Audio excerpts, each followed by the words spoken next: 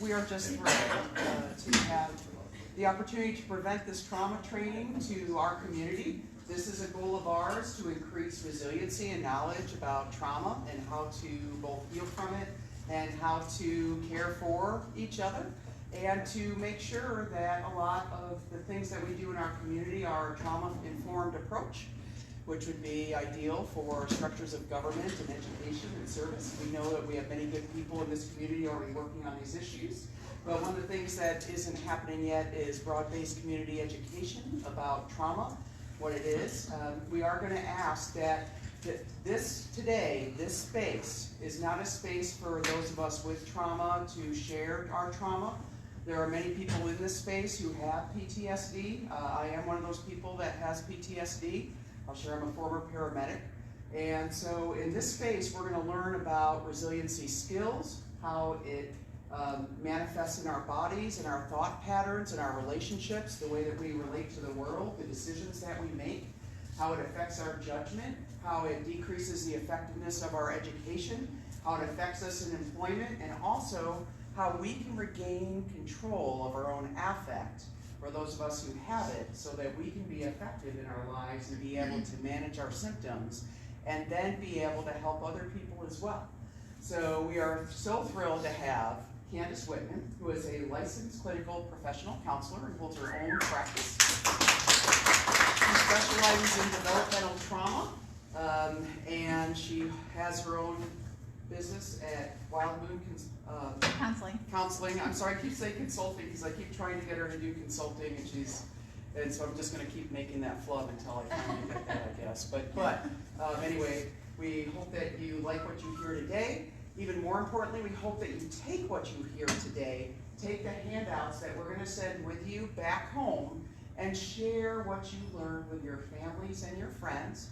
Let them know that we are also going to be starting a monthly trauma healing peer circle for women and queer folk.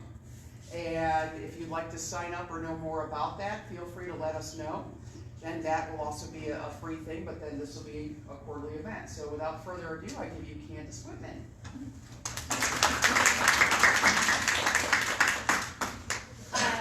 As you said, I am Candace, for those of you who don't know me. I think I know most of you in this room. So thank you so much for coming. I'm really excited to be doing this with you today. Before we dive in, I want to reiterate what Heather has said, which is that this is not a trauma processing experience. And so it's really important, so that we don't trigger one another, that we are not sharing some of the stuff, because as we talk about trauma, it very well may be that some stuff comes up for you.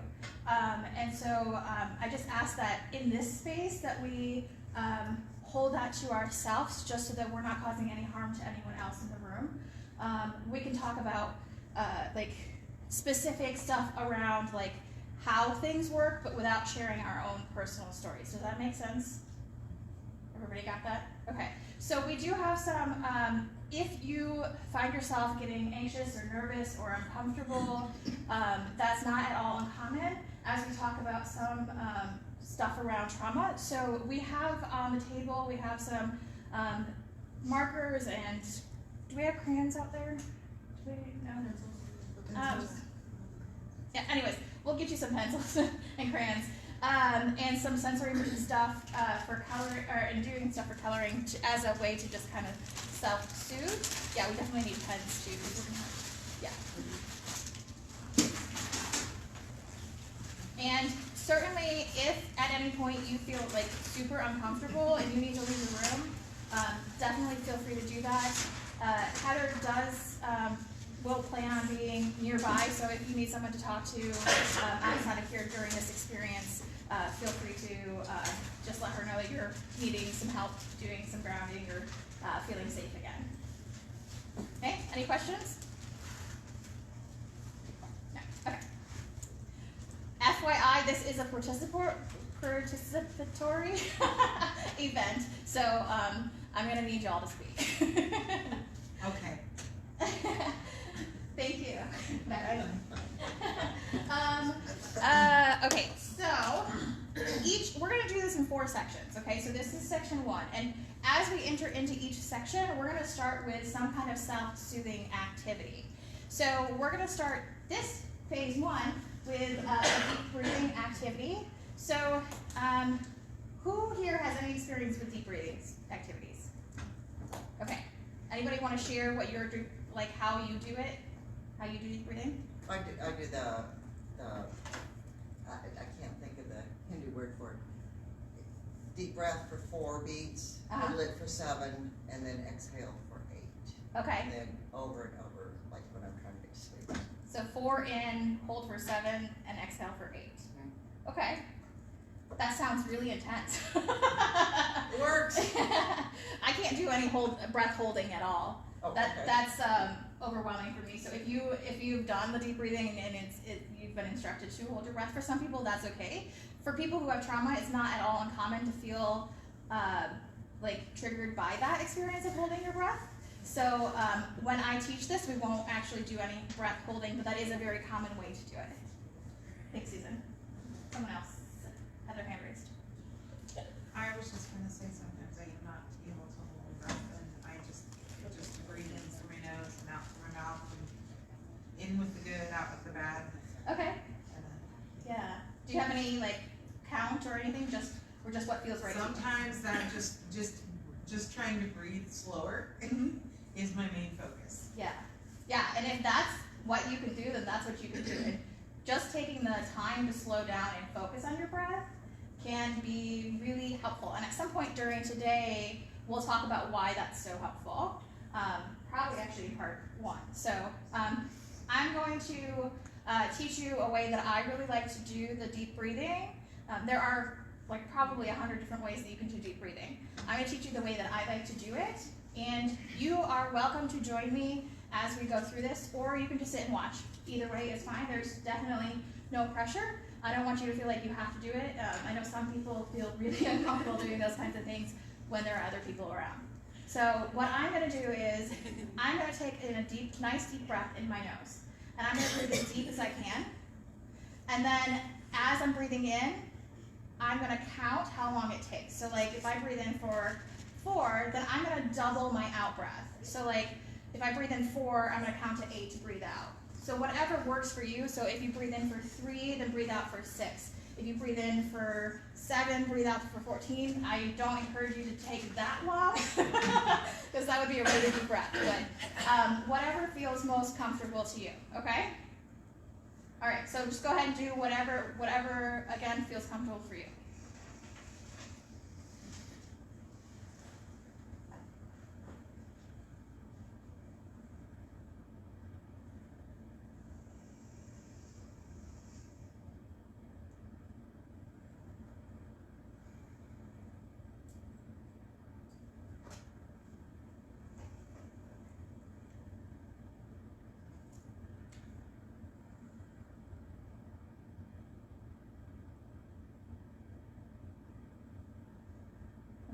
Anybody notice a shift in how you felt if you did that? Okay, I see some head nods. What did you experience? What did you notice in your body as you did that? Calmer. Okay. How did you know you were calmer? I could focus. Okay. I have a question. Yeah.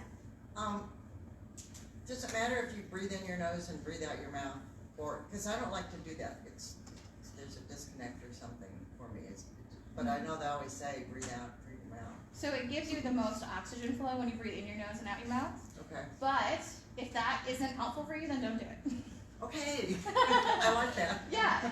Yes. I am a firm believer in doing what feels right to you. So if that doesn't feel good to you, then don't do it. Do what feels right. Okay. Anyone else notice a shift in how you were feeling? I did, but I panic when I breathe in if I count. Okay. Counting I can't causes do it. I panic. some anxiety for you? Yes, for some reason, yes. Okay. So the point of counting is only to help you to actively slow the out breath so that you're forcing yourself to really slow down your breath. So if that's causing you anxiety by counting, then don't do it. Yeah, I can't. Yeah. So yeah, that defeats the purpose. So maybe just doing it without the counting or whatever works for I you. can do that. Don't ask me why. I don't know. Okay. So this is the first self-regulation. We'll do 3 more self-regulation activities.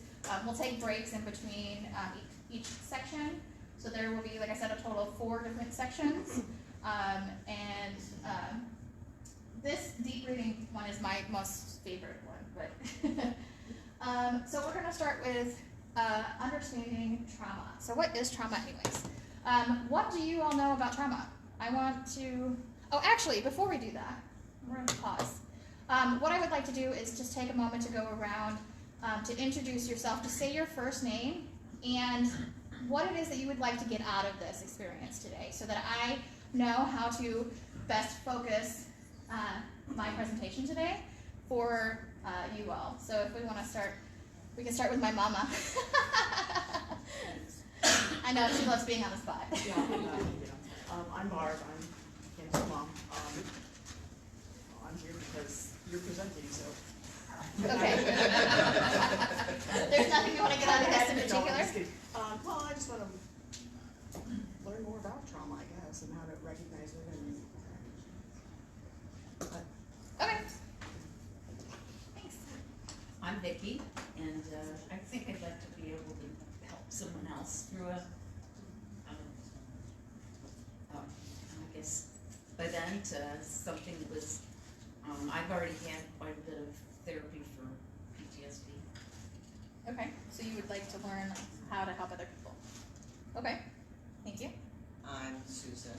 I would like to learn how to cope with trauma in the past. So I come from a family where you grit your teeth and bear it, you know, and I know that's not always the best, so. Okay. So you would like some personal, like learn some Yeah. skills for yourself personally today. Thanks. I'm Bobby. I would like to know how to help someone else who has suffered from trauma to deal with it. Okay. I'm Lillian, and I would also like to help others and help myself. Sure. Thank you. I'm here for myself. No, I'm not here to write the article. For all those who know what I do for a living. But yeah, I'm here for myself because I experienced a lot of trauma growing up. And trauma is a normal occurrence in life, unfortunately. So I want to have some more tools at my disposal. And my name is Michelle. Sorry, I forgot that. My name is Edgar. I'm here to pretty much work on myself and see how I can help others around me. My name is Don. I'm here to work on myself and work through some anger. I'm Andrea, and I'm here mostly to learn how to help other people. I'm interested in helping, people that are very close to me, but also I'm thinking a lot about students that I have, and ways that I can recognize and maybe better support students. Great. Thank you. I'm Marie, and I'm here to learn more about helping others. Okay. I'm Stephanie. I'm here to learn more coping skills and how to affect my everyday life. Okay. Great. Thank you. I'm Rebecca, and I'm here to learn more about self-regulation. Great. Okay. I'm Debbie Scout, and I work with DD folks and MI folks, and I'm here to maybe learn some skills to help the individuals. Okay. My name's Adam. I'm here for the course getting trauma awareness through other classes. It's nice to see some of the other things that get taught, some of the different aspects of other classes have. Nice. Thanks. I'm glad to hear that there are classes on trauma. I'm Aaron. I work at a shelter and here to help. Great. Thank you. Yeah, I'm George. I'm Darren, and continuing education. Okay. I'm Haley. I work with a lot of people that have a lot of trauma, and I have trauma myself.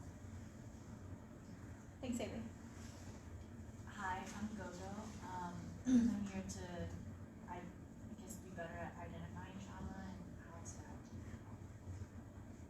I'm Nick, here for to get some skills in regulating my emotions and things.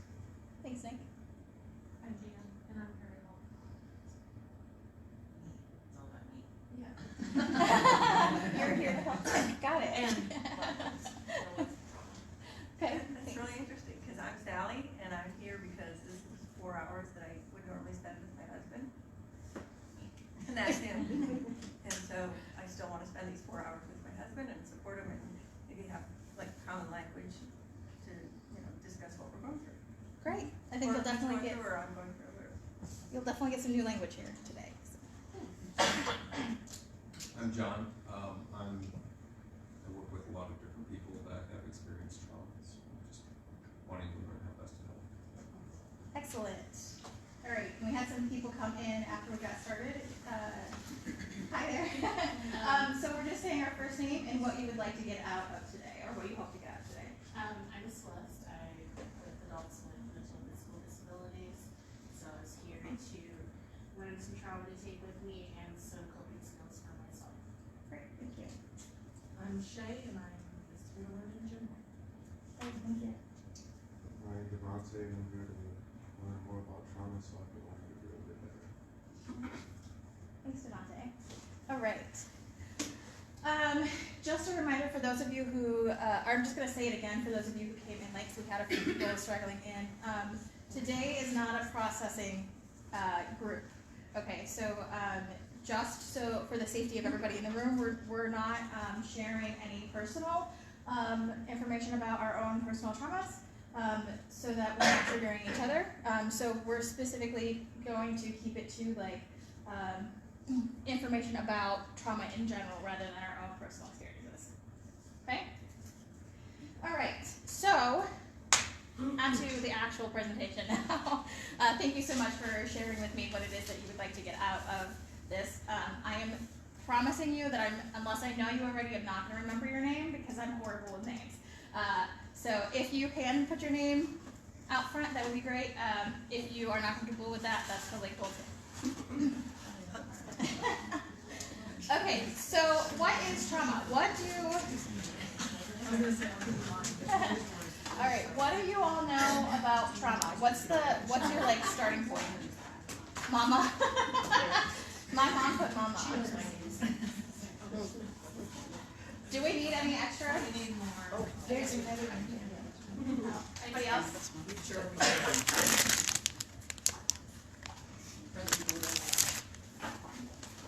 Doesn't everybody know you, Michelle? It seems like it sometimes, and I wish it wasn't. Not gonna lie. That could probably be traumatic for you. It can be.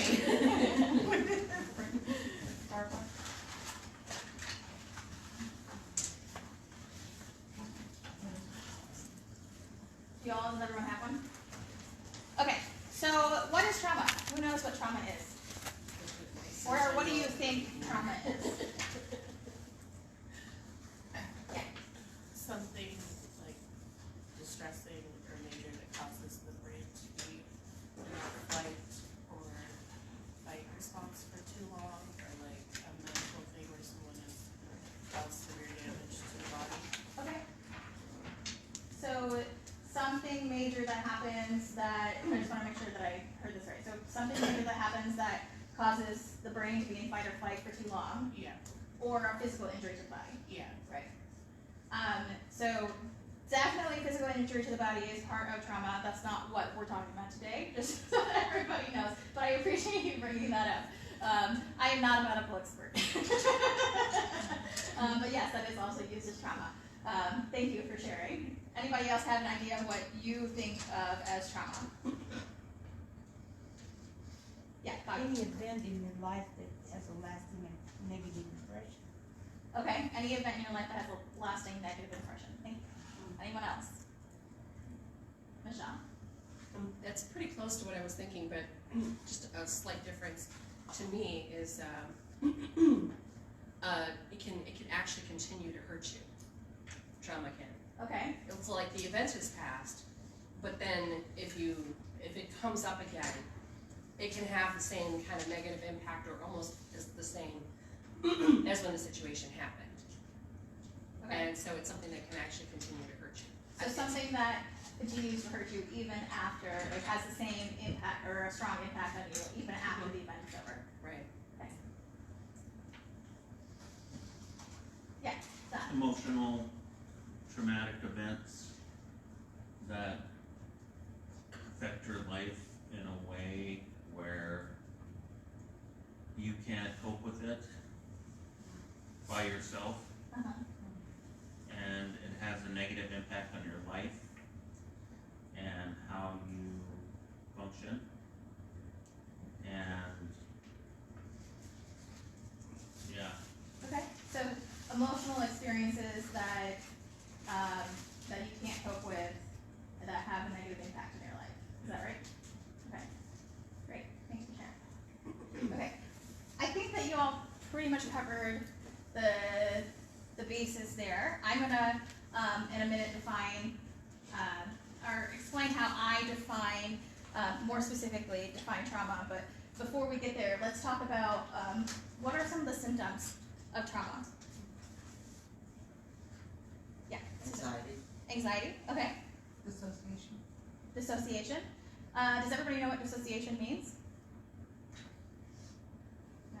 Okay. Do you want to explain what dissociation means? Go ahead. You want me to? You're the trainer. I know, this is assessing what you all know, so I know where to go. But I can explain dissociation. So dissociation is a way to distance ourselves from the experience psychologically. So we disconnect, at least in part or fully, from the experience. If we disconnect fully from the experience, we're essentially blacking out. If we disconnect partially, there's like a whole spectrum. It can be seen as like spaciness. I was called blonde a lot growing up because I was very spacey because I was dissociating a lot.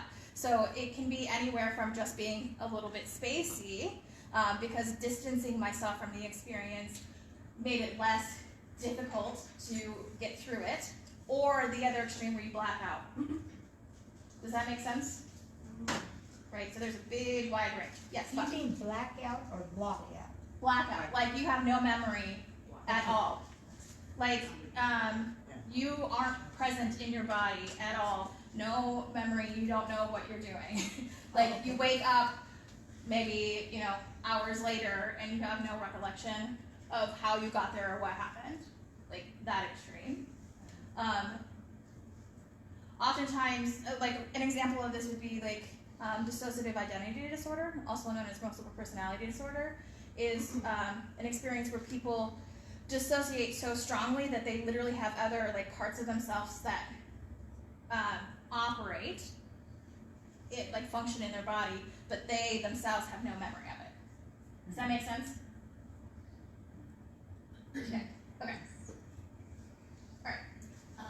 Predictive thinking, where like if something had a negative outlook, every time you're in that situation, you act the same because you feel like it's going to be the same. Okay. I like that. I've never heard that described that way. So did everybody hear? No. Okay. So predictive thinking, where people are, where based on past experiences, you believe that the same thing is going to happen, like in a similar situation. So you predict this is going to happen, and so you act that out in that way. Is that right? Is that what you said? Okay. Does that make sense to everyone? Okay. What other symptoms of trauma? Emotional flashbacks. Emotional flashbacks. All right. So this is a symptom that is not very widely commonly known.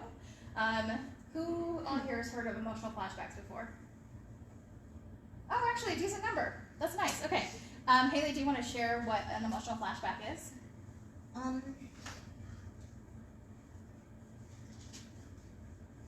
It's similar to like a flashback where you're having an emotional response. So the situation may be similar to what traumatized you in the first place, and your emotions from the trauma are present with you now, even though you might be in a safe place.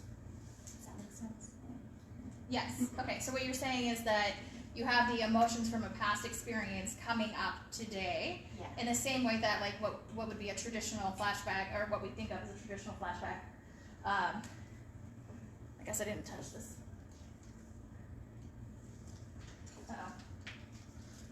Anybody good at technology that want to do? Oh, okay, we're good.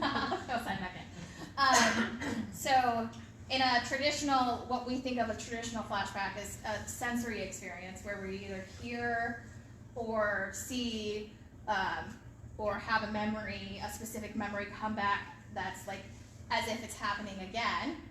But whereas an emotional flashback is just like that, only it's just the emotion. Emotional flashbacks are particularly difficult to identify because they're not always necessarily in, like, we don't always necessarily know what they're tied to, or that even it's not tied to what's happening now. Because a lot of times we experience it, we experience something that would trigger the emotional flashback, and we think we're reacting to the present moment. But have you ever had those moments where you react strongly, like really strongly to a situation, and you think, I don't know why I'm feeling so intense right now, right? Most of us have probably experienced that. That's an emotional flashback. When it doesn't really make sense, it's not congruent with the situation, but what we're feeling is very real, it's a pretty good sign that it's an emotional flashback. Does that make sense? Yes. And any questions on that? Okay, other symptoms of trauma. Yeah. What about a out-of-body experience? An out-of-body experience. What do you mean? Like, is that different from a dissociation? Yeah, you dissociate yourself from yourself. Excuse me, sorry. Thank you. Okay, say that again. You dissociate yourself from yourself. So, like, you're talking. You just actually come out of your body, but you can see yourself. I gotcha. Like you're, as if you're outside of your body looking in. Mm-hmm. Yeah. So that is dissociation. It's just an extreme version of it. Yeah. That's really common when it's like an intense experience, like if you were like in a car accident or something like that, where it's just way too intense of sensations to really be able to be present for it, and so you, like your psyche is like, nope, I'm out of here, right? And so you can literally looks like you are watching yourself, but yeah, that is a form of dissociation. Thanks, Lynn. I think chronic pain might be an actual effect as well. Just something that I experience. I mean, some of it too is for physical for me, but like I think I get a lot of tension. Yeah. Yes. Chronic pain is linked to trauma. 100%. And we'll go into details of that in a bit in one of the sections today. But yes, absolutely. They have. There was. Does anybody know about the ACEs study?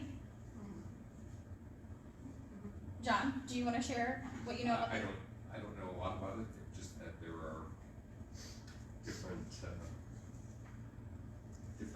traumas that people can experience, and as they add up, they accumulate. And I don't know. Yeah. No, I can't. Yeah, Michelle. I know a little bit more on that too. I forget the exact. It's an acronym, ACES, but I can't remember. Adverse Childhood Experiences Study. Yep. Okay, yes, and they have a. I can't remember exactly how far it goes. I think they go up to a certain number, and they say beyond that number, you can expect to see really serious consequences as a result of those childhood experiences. They list out, and of course it's not limited to these, but when I first saw this out there, the common things that they were looking at were divorce, death of a family member, things like that, those adverse experiences. But there's other things as well. Of course, there's abuse and a whole host of things, and they would rank it according to a certain number, And once that child exceeds a certain number within a certain time frame, I think it was a 6-month period or something, could have been longer than that. Then after they get outside of that, well, after that many experiences in that short amount of time, they can have really serious consequences that can lead to actual adverse physical effects later in life, and even sooner in life. Right. Yeah. Thanks. Yeah, so ACEs, Adverse Childhood Experiences Study, was done in the 90s by an insurance company who was seeing patterns of people with these negative experiences, adverse experiences in childhood, and as they got older, the physical symptoms of that. And what they found was that so that there are 10 questions on the ACEs, and it breaks into 2 categories, either abuse or neglect, or chaotic environments. And so there are 10 total questions, and essentially you would go down and answer yes or no if you've experienced this before the age of 18. And if you had 4 or more, that number that you were looking for is 4, if you had 4 or more, your chances of all of these physical, like cancer, early death, stroke, heart attack, like there are lots and lots of physical health ailments linked to if you had 4 or more of these experiences before the age of 18. So there's, they redone the ACEs study, so there's a more current one now that just shows even more of a link between this negative experiences in childhood, not just abuse, but chaotic environments, linked to physical illness as you get older and early death. Okay. For the interest of time, we're going to go ahead and move on to the next question, which is what causes trauma?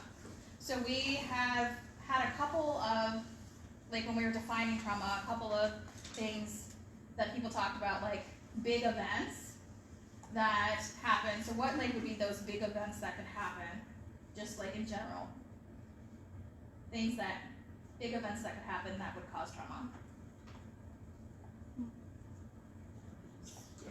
Regina? Huh? A parent leaving? A parent leaving? Okay. I mean, for good. Okay. A parent leaving for good. Abuse. Abuse. Neglect. Neglect. Huh? A death. A death. A death of somebody you love. Okay. A car accident. Okay. A car accident. All right. Disaster, like a tornado or. A natural disaster. Yep. So all those things can cause traumas. Combat. Yeah, absolutely. Yep. So all those things can cause traumas. But what we're going to talk about today is that really any experience can cause trauma because it's not about the experience, but about how we respond to the experience. So it doesn't have to be these big, huge events that happen to us. It can be anything. That trauma isn't really defined by if you consult the DSM, it says that yes, you have to have certain life-threatening experiences. I do not operate based on the DSM because the DSM is written for the insurance companies and for pharmaceutical companies. So I do not take insurance in my counseling practice, so I don't consult the DSM at all. So my definition of trauma is not at all based on the actual experience, but your response to the experience. So let's go ahead and come on. Okay, it doesn't like me. It was working earlier. Is it frozen? I can't get that to work. Okay, so in order to understand a trauma response, I want you to understand what a normal stress response is. So what happens when you experience a stressor? What happens to your... Physically, yeah. What? You tense up. You tense up? Your muscles get tense? Okay. Heart races. Your heart races? Shallow breathing. Your breathing becomes shallow? Good. What else happens when you experience a stressor? Feel agitated. You can feel agitated, okay? Yeah. You can have some of the psychological, You might be agitated or really experience any uncomfortable emotion. Fight or flight. Fight, you can go into fight or flight. We'll talk about that a little bit more later. Thank you. Okay, so what happens, I want to explain to you what happens on a physiological level when you're experiencing a stressor. So your brain registers some kind of stimuli, whatever it is, something that you see or hear or feel, smell, taste, whatever. Like your brain is registering some kind of stimulation that it thinks that there's a threat. Whether the threat is to your physical safety or your psychological safety, it doesn't matter either way. Your brain says there's something dangerous happening right now, or at least the potential to be something dangerous, okay? So when your brain registers that, then it tells your body to release stress hormones, okay? So you get this flood of stress hormones into your body. And then when you experience this flush of stress hormones, your body responds to be prepared to either fight or run, hence the fight or flight, right? So those symptoms that you're experiencing under a normal stress response, the increased heart rate, the shallow breathing, the tense muscles, all of that is a result of that chemical, the stress chemicals that are in your body, and they are preparing you so that you can be prepared to fight or run. Does that make sense? Okay, so that's a normal stress response. At the end of a normal stress response, once your brain registers that the threat is gone, your body regulates back to normal, okay? A trauma response is the same exact thing, only your brain fails to register that the threat is gone. So you continue to have all of these symptoms. You continue to have the flood of hormones in your body so that you can be prepared to fight or flight. Or at some point we'll talk about freeze or fawn. We'll get into that. But in general, a trauma response is simply an experience that takes longer to regulate back to normal after the threat is gone. Any questions about that? Does that change how you see trauma? Yes. Okay, so how does it change? I got a couple of yeses. How does it change how you see trauma?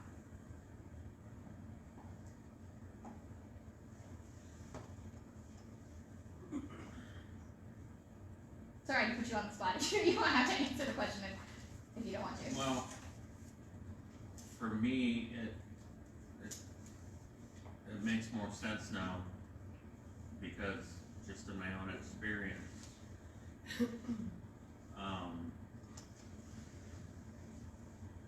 whatever trigger mechanism it is that makes me react when whatever coping mechanism I come up with, whether it's good or bad, when the threat is gone, I'm calm. Okay. Understanding it in that sense right there is the first time for me to actually look at that and say, yeah, I understand that. Yeah, it makes sense, doesn't it? Yeah. It makes sense on like a deep level of like, oh, this isn't some like odd, crazy concept that's out here. Well, it's not, before you kind of look at yourself and say, am I really freaking crazy? Mm-hmm. Gives it Yes. meaning. Gives Yeah, it meaning. is it Gives it meaning? meaning. Yeah. The meaning is significant. Yeah, Becky. For me, it kind of takes the focus off of me. It's not my fault. Yes. It's how my body's responding, which I'm not controlling at the time. Good. So it kind of takes the focus and the pressure off of me so much for all the trauma. Yeah. So I'm just gonna say that again so that the people who are here on the tape can hear that, because it's really important to hear that you said it takes the focus off of you. There's not something wrong with you. It's something that your body is doing. And it is something that your body does unconsciously. It's not something that you think about and go, oh, I'm going to do this. It happens automatically. So yes, absolutely. It's not something that is your fault. It's It's not something that you can control it at some point, and we'll talk about that later today, about how to regulate, how to learn to regulate, but it is something that your body automatically does, and it is not your fault. Yeah, Haley. It also kind of explains like why me and people who do have trauma in their past are always like waiting for the other shoe to drop. Like there's a hypervigilance there. Yes. That like you're always just super tense and nervous and prepared for something bad to happen. Yep, right. Because your brain hasn't yet registered that the threat is actually gone, right? It sees, it believes that there's still a threat out there, so it's still prepared to run or fight. And again, we'll talk about fawn and freeze later, but yes, in general, yeah, absolutely. And oh my gosh, okay, I had a thought that I was gonna say and then I forgot it, so it'll come back to it. It'll come back to me at some point. You were gonna say something? No? Oh, okay. Yeah. So a lot of people realize before recognizing something like this and how the trauma will cause you to take longer to calm down, you start affecting yourself more and more, not understanding why you can't calm down, why you can't let it go when you're in that state of a traumatic response. And so it just makes it worse and worse, and because most people don't understand that in that response, you can't just turn it off. Right. And they don't most people can't understand why, because they don't know about it. And so it makes it worse and worse in the situation because they start blaming themselves for not being able to turn it off like a normal response. Yeah, right. And that blame that's really common, right? Anybody here ever not blame? I mean, like, is there anybody here that has not ever in your life been like, what is wrong with me? Why can't I turn this off? Yeah, right? Everybody. Regardless if you've had a pretty cozy life, you've experienced this, right? By this definition, pretty much everybody has experienced a trauma response. It is a normal physiological reaction to a stressor. And the more you experience stressors, the more you have those chaotic environments, the more you have these events that happen that feel unsafe, the harder it is for you to come out of it. It takes between, so like earlier I said that once your brain registers with a threat, it releases stress hormones into your body. It takes between 6 hours and 4 days for your body to metabolize that one dose. That I did not know. Between 6 hours and 4 days, up to 4 days, it could take your body to release that dose. So if you're experiencing these threats to your safety, whether it's your physical safety or your psychological safety, either one, if you feel unsafe and your brain believes that you're unsafe, every single time it releases those chemicals, it just stacks up and it stacks up and it stacks up. And so it takes a really long time to be able to be like actually like what would be a normal response. Like to regulate. There are a lot of people who don't know what it's like to feel regulated because they've had so many stressors that literally their body is still trying to metabolize, even if they haven't had a trauma in a long time. Their body's still trying to metabolize those chemicals in their body. That really, really explains a lot, actually. Yeah, it really does. Like, how can I go for years feeling like there's something like really wrong all the time? Yeah. Yeah. So the other thing that happens when you experience some kind of threat to your safety, again, physical safety or psychological safety, your brain starts to categorize whatever was associated with that as something that's dangerous.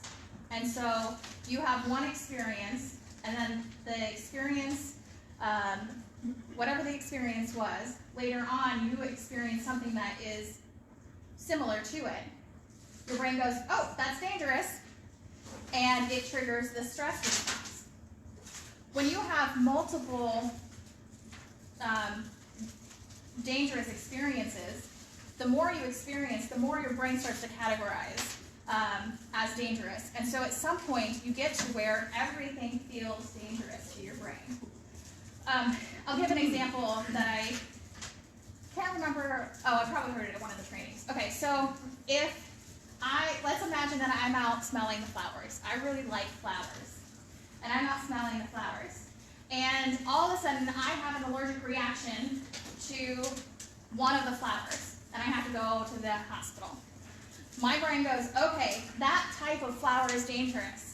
I need to avoid that type of flower, right? Well then, a month later, I'm out smelling the flowers again, avoiding this specific type of flower, but another flower triggers an allergic reaction. So then, from there, I go, oh my goodness, okay, so these types of flowers, so I categorize them together. Okay, well these are the similar characteristics between these two types of flowers that cause an allergic reaction. So I'm going to avoid these two types of flowers and anything that kind of is similar to them. And then it happens again, and then my brain is like, all flowers are dangerous, right? It collapses categories into all flowers are dangerous, I'm not going to smell any of them. And the truth is that not all flowers are dangerous, but for my own safety, my brain goes, oh, well, we're going to categorize all of these together. And that's what happens to us, especially those of us who grew up in chaotic and unsafe environments. We go, oh, all of this stuff is dangerous, right? And that is a survival mechanism that we develop. That's just part of our brain operating the way it's supposed to operate. So instead of like blaming ourselves, why do we feel so unsafe all the time? Our brain's literally doing the thing that it's supposed to do to keep us alive. Does that make sense? Yes. Okay, let's do a check-in. Because I just spit a lot of information out to you. How's everybody feeling? How are you doing right now? Good. I see lots of head nods. Everybody's okay? Okay. It actually is bringing up, oh, that's what this is. And, you know, so some of it is actually, it's not triggering per se, but it's getting me to think. Yeah. And I'm feeling a little bit more tension, I noticed, because of that, I think. Yeah. And that can happen. Yeah, that's absolutely can happen, right? Your brain's like, oh, we're talking about this, and that's enough for your brain to go, oh, wait, we need to be prepared to respond, right? That's that physiological response, right? I'm noticing it in myself. I'm actually so I love this topic, so I'm getting really worked up about it. And I'm noticing that my chest is tight and I'm taking shallow breaths. So I'm gonna pause and self-regulate and do that breathing thing again. So you all are welcome to join me, but I'm really doing this for my purpose because I need to start to calm myself down again.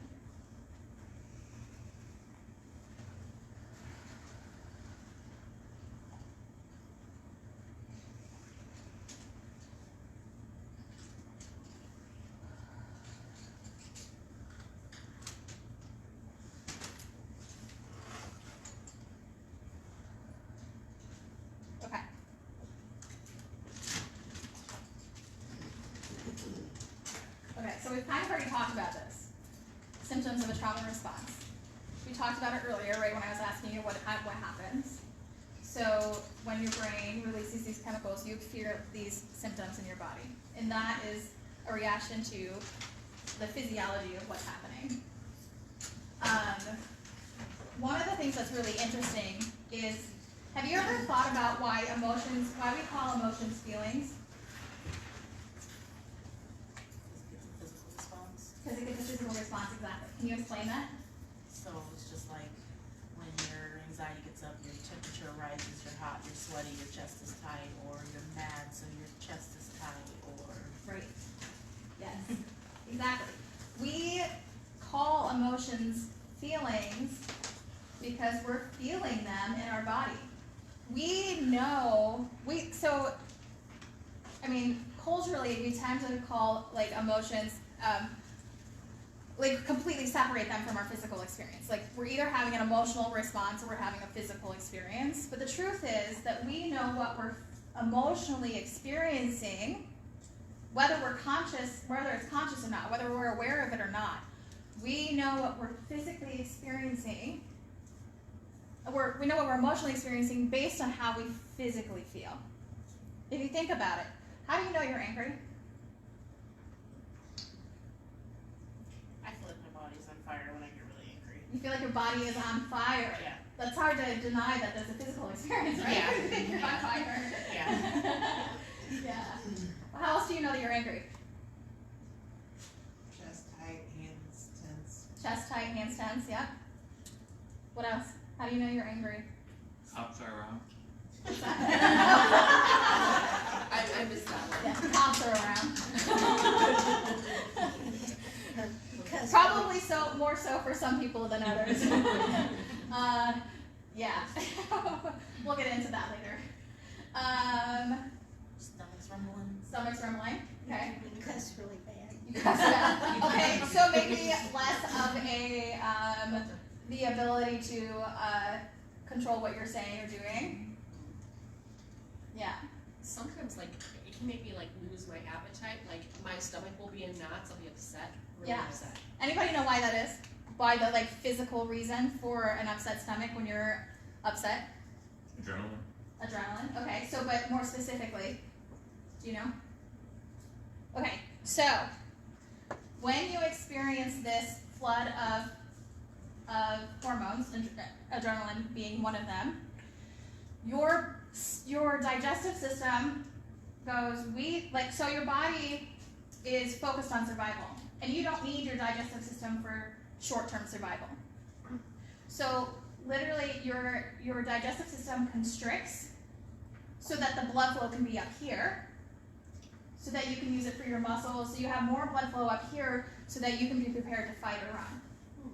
Okay? So when your digestive system constricts, it causes an upset stomach. But even beyond that, when you have this constriction and then you relax and then you constrict and then you relax from multiple triggers, your body reads that as an injury.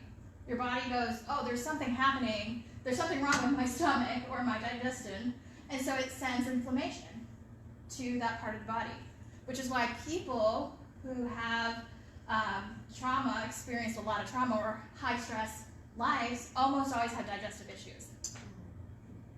Because it's that constriction and release, and your body's like, oh, there's something wrong. We need to fight this. Okay. Yeah. Yeah. Something new. Yeah. So all of these things are all symptoms of a trauma response. We talked about like hypervigilance, trying to be on edge, like trying to be prepared and like waiting for the next danger to happen, having the physical reactions, the tension, the muscle tension, the medical issues that come with it, like fibromyalgia is almost directly linked to trauma, heart disease, all of this stuff are all part of trauma responses.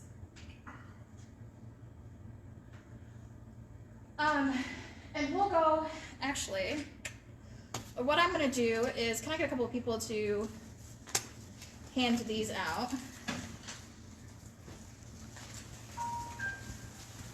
Thank you. Oh, sorry. So what we're going to do now is, this is assessing my symptoms. If this is at all triggering for you, if you're reading over this and you start to like feel those physical symptoms, please stop. Because I don't want you to get really upset. But take some time to look over that list and mark which symptoms that you've experienced. And maybe, I think I might have on the instructions like 6 months. In the last 6 months. Oh. Mark a check mark if you've experienced it. Okay, so a check mark if you've experienced it in the last 6 months. An X if you've experienced it in the past but not in the last 6 months. Yeah.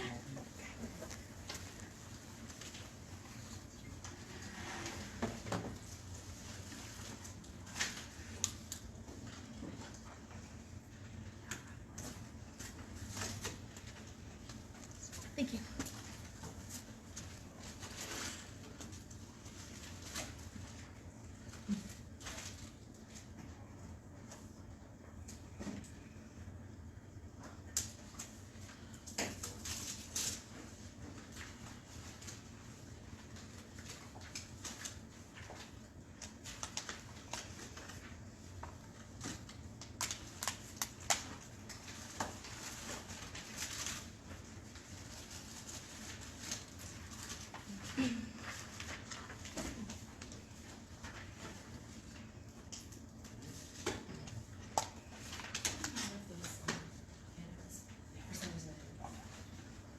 What if the, oh.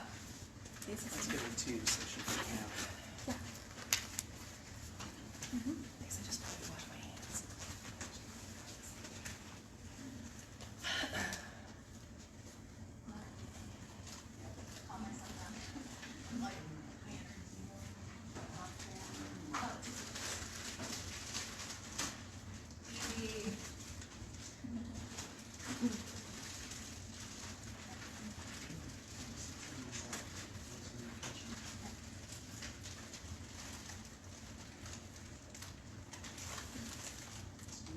A variety of different types of foods on your table, some that have strong taste, some that have strong crunch.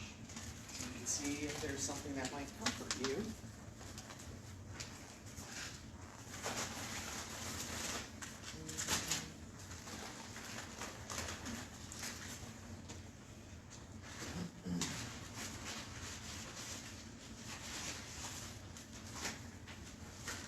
And just a reminder, if you're getting overwhelmed reading this list, just take a break. You don't have to fill it out.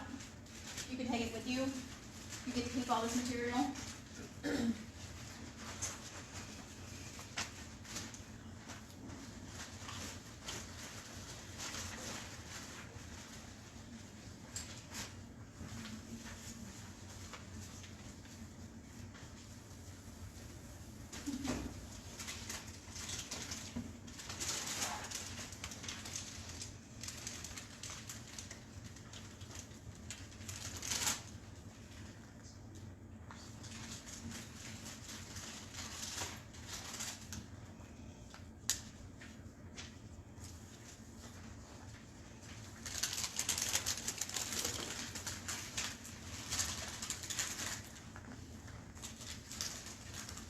We have oranges here too for a sensory. If some of you are comforted by that, you can rip off a piece of it and just, you know.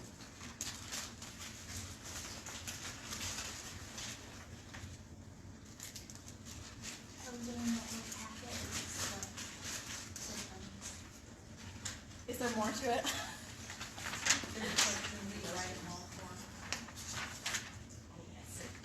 Oh, yeah, you can keep that for like later. You don't have to fill that out right now.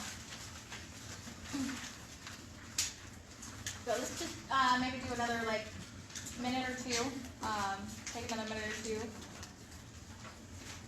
You don't have to fill out the questions at the end.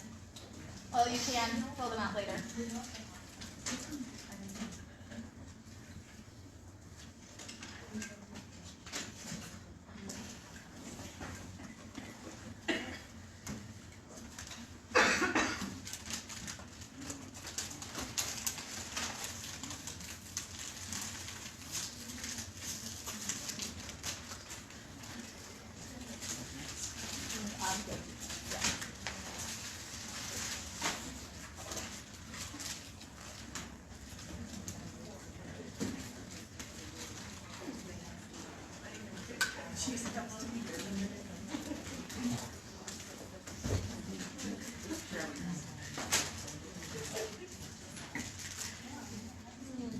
Okay, let's go ahead and start. We'll get back to the presentation so that we can finish part one, and then we'll take a break after that. I don't think there's much more in part one. Okay, so anybody surprised to read the symptoms and go, wait, I have a lot more than I thought? Yes. Did anybody not feel that way? No.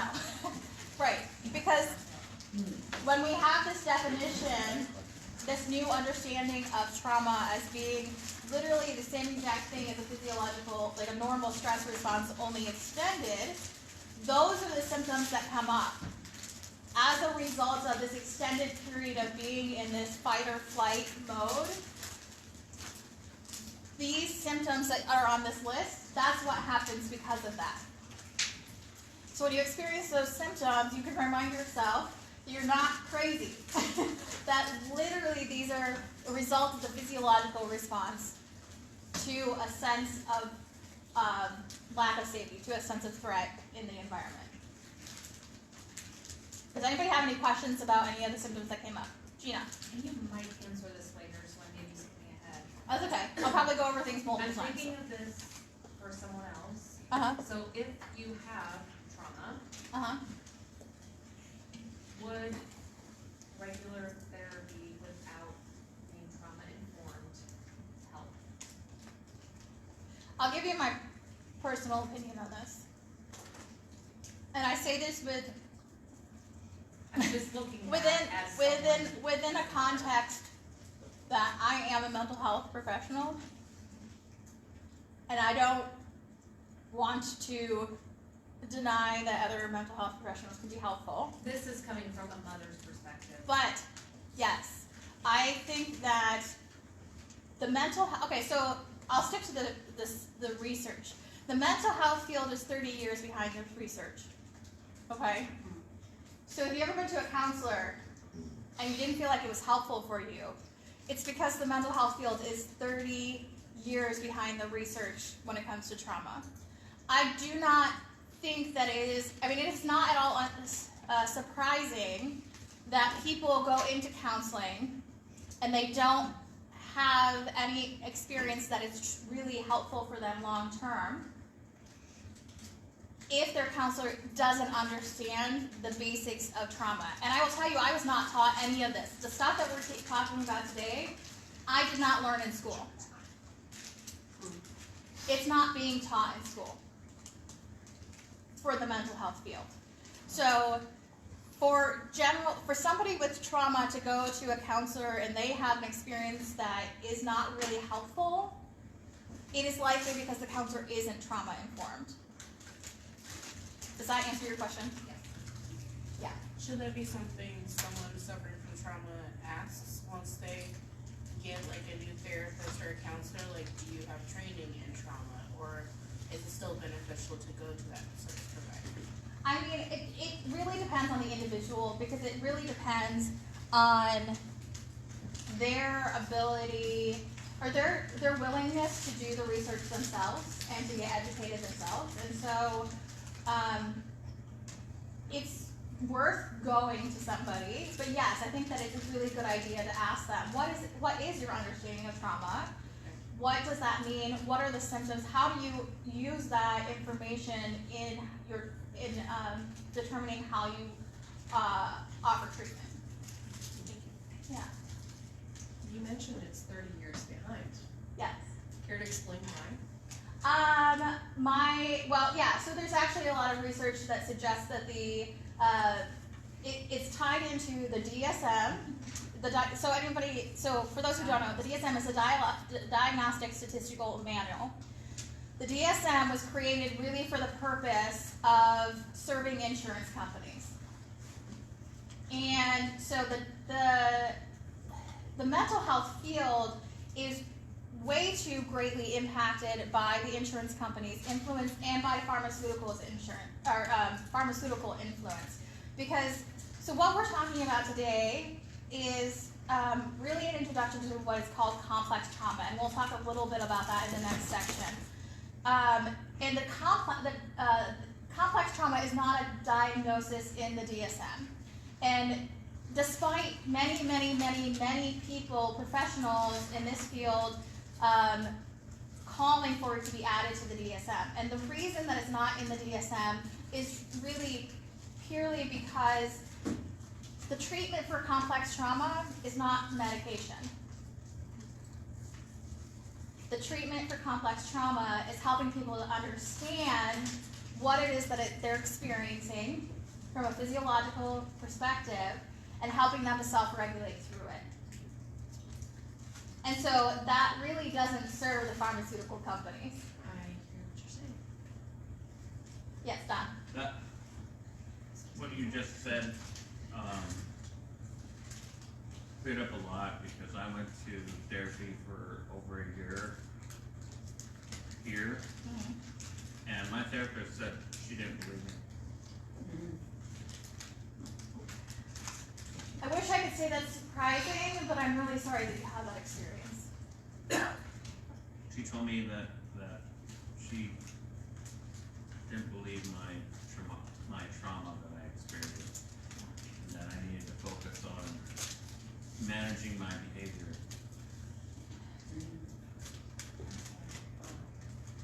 sorry that you experienced that. And that is complete and utter bullshit. Sorry for my language. It's bullshit. You know, and that a professional would tell you that they didn't believe your experiences. but it was hard. I mean, it was hard coming home and telling my wife that, you know, my therapist basically called me a liar. Yeah. Yeah, and that in and of itself would be more traumatizing. Yeah. No, it's really good. Yeah. Yeah. Yeah, John. Candace, could you repeat what you just said? Something about understanding what a person's experiencing from a physical perspective? From a physiological response. From a physiological response. Yeah. Thank you. And is that basically the definition of trauma-informed therapy? Or? Yeah, pretty much is. So I mean, it's the basic baseline. There's a lot that goes into trauma-informed therapy, but yeah, that's really the base. That is the first needs to be the first core piece of treatment is helping people understand their experiences from a physiological perspective. Because what happens if you go into counseling and you're talking about past traumas and you don't know how to regulate through it, you're re-experiencing the emotions of it, which is just re-traumatizing. In order to get to the point where you can talk about your trauma, you have to first understand how to self-regulate through it. Otherwise, it's just going to do more harm than good. Yeah, Haley. On the sheet, it says that some of the symptoms, I guess, would be like sudden onset of intense emotion and hallucinations and overeating, binging, shopping. How often is trauma misdiagnosed as something else? I don't know the statistics of how often, but a lot. A lot. Because I mean, with hallucinations, that could be schizophrenia, schizoaffective. How do you know? How do you know? Yeah.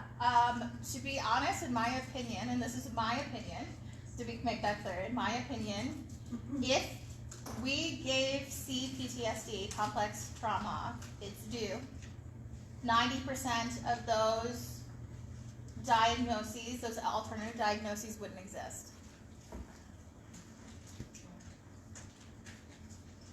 Yeah. So you can talk about the amygdala at all? No, we're not going to get into, but we will get into some of the brain function, and we'll talk about the sympathetic and parasympathetic nervous system at the end. Yeah, Haley. And one more question. Yeah. About the symptoms. You had talked about how a lot of people who experience trauma have digestive problems. Can it also affect fertility? I don't know any of the research on that, but Is there any research? Probably. I haven't seen it specifically, but I wouldn't be shocked at all if it impacted fertility. Yeah, Bobby. This may sound a little rude, but is there such a thing as being hooked on trauma? Hooked on trauma? What do you mean?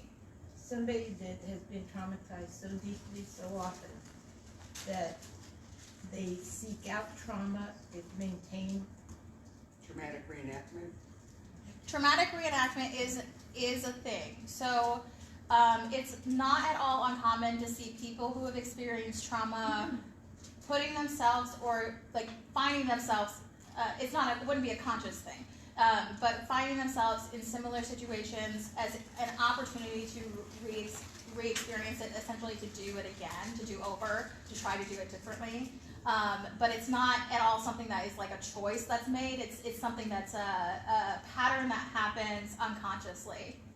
Oh, yeah, I assumed it was unconscious, but I didn't know if it was some kind of. Right, yeah, there is that pattern there, yeah. What is the name of it again? Traumatic reenactment. A lot of combat veterans will do that. Yeah, yeah. There's actually, I read somewhere once about a story of a combat veteran who kept going into, and the same day every year, he would be in a complete flashback, so he wasn't present, wasn't aware of what he was doing, but he would keep robbing the same store over and over again, but it wouldn't have an actual, like he wouldn't have a gun with him, but he would pretend he had a gun, and he would get arrested over and over again. Every year he would do the same thing, and it was a completely unconscious thing, but it was what it was doing, it was unconsciously giving him the opportunity to relive it, to do it differently from an experience that he had in combat. Well, you can think of this also as a, like in the classroom, right? A kid who has a traumatic event happen at home, we see it in their play. We see it in their drawings, we see it in how they play in the playground, how they relate to their teacher. And then a non-trauma informed teacher may not realize and personalize the affect that's coming from that student. So that student is still trying to resolve their brain is driving them to recreate the conditions of whatever that conflict was, hoping to help them have a different result. And that's an attempt at healing. But it causes their affect to present as being what teachers would think of as disrespectful, right? Or way too over the top or whatever. And often they will then subsequently get disciplined and sent out of the classroom, which then deprives them of their education. It deprives them of peer interaction. It deprives their peers of knowing how to help them self-regulate, knowing how to have compassion for each other. And you can see the long-reaching implications of that. And it can even be more subtle than that for traumatic reenactment. It can be somebody who in their job, somebody says something to you, and all of a sudden your response to that isn't just what they said, it's what they said and what happened to you before, and it comes out in your emotions. So you start relating to them and trying to direct the conversation in a way that they're not really understanding. Wait a minute, why are you, whoa, slow down, why are you doing this? And it's your brain literally saying, oh, here's a chance to redo that and heal it and end with a better result this time. And they don't even realize they're doing it, and the other person's just like, all right, I'm not working with you. I'm not dealing with you. You're just too out there, you're too much. And so that has a long-term effect on us vocationally, in our education. It causes a lot of children to lose out on very important parts of relational, learning how to relate to their peers from a non-trauma response. Yes, thank you, Heather. Also, we see it really commonly in relationship patterns, like getting into relationships with people who remind us of, like unconsciously remind us of people we grew up with in our family. Okay, again, for the interest of time, we're gonna move on. I'm gonna just quickly skim over this because we've already really talked about it. This is just a quick list of the things that would be considered traumatic events. In that, like, we have the big T, right, the big traumas that we think of, we tend to think of, and then also these little traumas that that a lot of us don't necessarily associate with trauma, but actually do cause the same kind of long-term traumatic symptoms. And so, just to read it for those who are on the TV or on the phone, there's chaotic environments, aggressive environments, punitive environments, inconsistency, and instability. So you can imagine if you grew up in an environment that was not necessarily abusive, but was completely inconsistent, or you thought you might get in trouble for something, but you didn't know what would trigger the punishment or not, or sometimes there wasn't ever stability in your life. These kinds of things actually cause complex trauma, and that's the next section. We'll go into that. But these things have tend to have an even greater impact on people's lives and their symptoms long term than the big trauma events. Okay, so let's go ahead and take a break. Let's say 10 minutes. So it's 2:20 now. So 2:30 we'll come back from break and start on the next section.